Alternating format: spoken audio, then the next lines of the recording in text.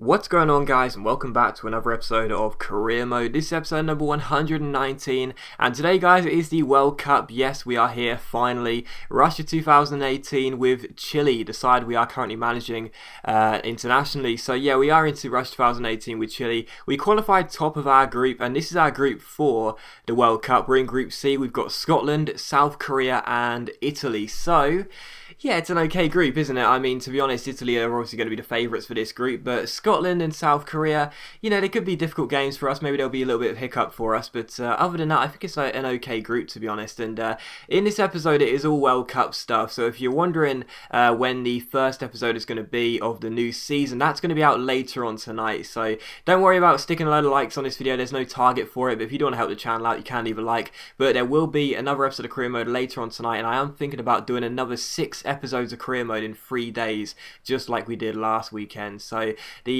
first episode of the new season will be out later on tonight, and yeah, this episode is fully about the World Cup stuff, and the new season will start later on tonight. But we took on Scotland, of course, for our first game in the World Cup Group C, and it was quite an uneventful game, I'm afraid. Nothing much really happened in the first half. In the second half, we had the first chance when the shot was played in from Alexis Sanchez that hit the bar, and unfortunately, as the rebound couldn't be forced into the back of the net, the flag was up for offside anyway, so it was still 0-0, and in the 78th minute it was still 0-0, and as James Forrest goes for goal here from range, his shot is well saved by Toselli with just over 10 minutes to go, and it was how the game finished at 0-0, so a very uneventful game for our first game in the World Cup. And as you can see, I have ducked the half length down to 4 minutes because I was kind of just trying to get past this World Cup as quickly as possible, really, not because I didn't want to play it, but because I know that most people prefer the club side of things. I didn't want to have like 3 or 4 episodes of World Cup stuff and no club stuff, but the first game did finish 0-0, and I was expecting at least a few more chances than that, really, but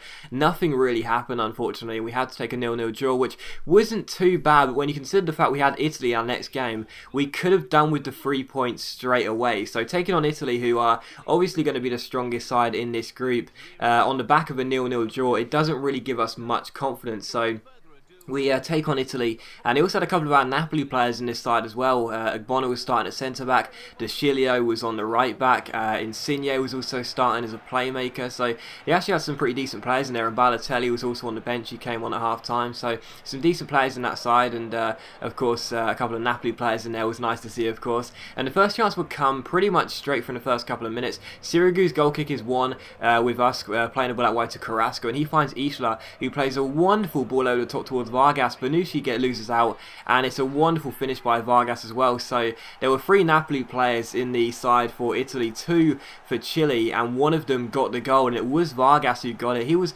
trying to outmuscle Castillo for a first choice striker role in this team, because Castillo's 80 rated, Vargas is 79. I started Castillo in the first game, he didn't do anything. In this game we started Vargas, and it takes him just 2 minutes for him to open up his account and open up our account at the World Cup, and we take a 1-goal lead. But straight from kickoff, Italy go down the left hand side, and De Sciglio gives the ball into Destro, and it's a great header pass to Selly, and just 6 minutes in it was 1-1. So straight from kickoff, Italy equalised, and as I said, 2 Napoli players for both goals. There were 2 Napoli players involved there. Obviously Vargas for us and Insigne for the Italians. So sorry, De Sciglio for the Italians. So 1-1 here, and again straight from kickoff we were looking for another goal. Sanchez with some lovely skill. Bonucci loses out. Sanchez rolls it through to Vargas. Great chance for him to make it 2-1, but he puts his shot wide. So that was a real good chance there, and the game did indeed finish at 1-1. So again, not much really happened, to be honest, and I didn't really want to put too many highlights in these games either. So even the couple of shots that were involved in these games, I didn't see the point in putting them in, to be honest, because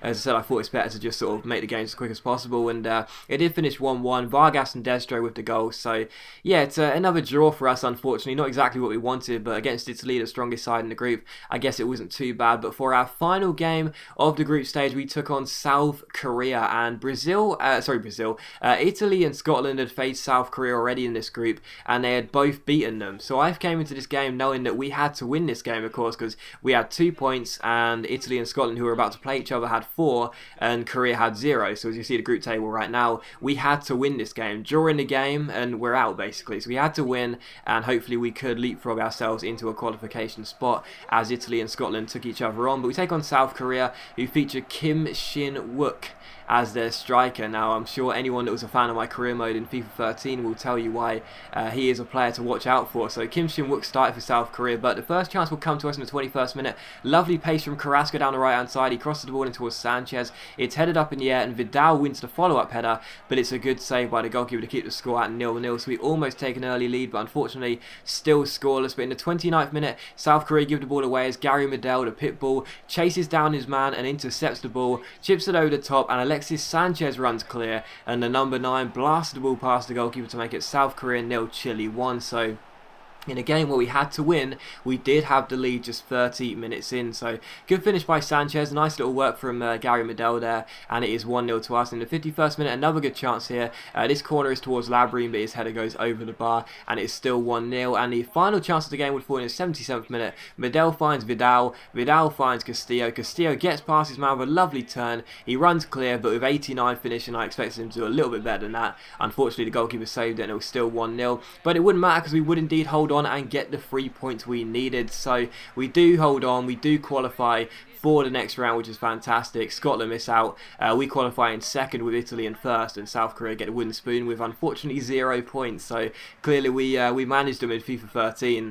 In our FIFA 13 career mode, we were the manager of South Korea for the entire duration, and yeah, unfortunately they haven't really done well since we left last year, but yeah, we do qualify in second place. Italy top with 7, we finished second with 5, and Scotland third with 4th, and Korea with 0 in 4th. So yeah, we qualify for the next round, and we take on Belgium in the round of 16, and Belgium was the last international side we were managing in our last career mode, which was our FIFA 14 one, just not the PS4 one. So most of these nations we were taking on had something to do with us, really. We had a bit of a personal feel with them. So we faced Belgium here, and to be honest, we came into this game and I wasn't really feeling that confident. The group didn't really go the way I was hoping. We only scored 2 goals in 3 games, and we didn't really look convincing in any game. With Belgium's fantastic side, so many great players in there, Benteke, Hazard of course at Napoli, De Bruyne, Company, Courtois in goal, just an amazing lineup really, and so many world-class players. I came into this game and I wasn't really feeling that confident, but I thought we'd give it our best shot anyway,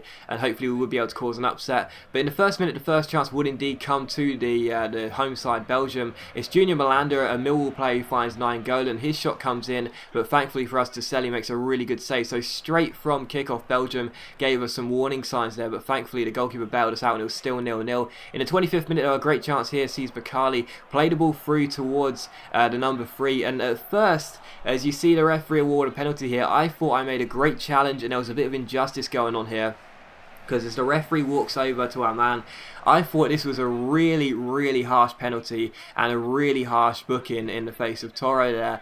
But as you'll see on the replay, I thought we got the ball and made a great challenge, but as you can see, it was actually a slice shot, and the challenge basically took him down without getting the ball. So it was a definite penalty, unfortunately, and a great chance for Christian Benteke to stand up and give Belgium the lead here just before the half-an-hour mark. It's Benteke against Toselli. Really good chance for Belgium to take the lead in this game. Benteke steps up, stutters, but Toselli saves it. So for the first time in so long, we have saved a penalty. It's been about 2 or 3 seasons since we last saved a penalty, but finally we do save one. It's Toselli that stops it, and it's still 0-0. And unfortunately for us, Belgium would get the goal in the second half. It was the number 3 who won the penalty, who headed the ball in after Toselli's initial save from Company's header, I think it was. And unfortunately, Belgium got the only goal of the game. They go through to the quarterfinals, and we get knocked out in the round of 16. So I felt sorry for Toselli because he played really well for us, but unfortunately we couldn't get any goals, and once again it was a bad performance, and unfortunately we do leave the World Cup in the round of 16. So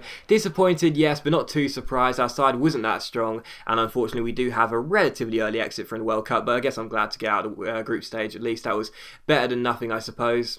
But as always, guys, a big thank you for watching today's episode of Career Mode. Don't forget the new season starts later on tonight, so look forward to the new episode that will be out later on tonight. And once again, we could have another quadruple weekend and the 2 videos today, so we could have 6 episodes in Career Mode in just 3 days. So please leave a like if you enjoyed the video. It really does help my channel out, and I'll see you for the next episode of Career Mode later on this evening.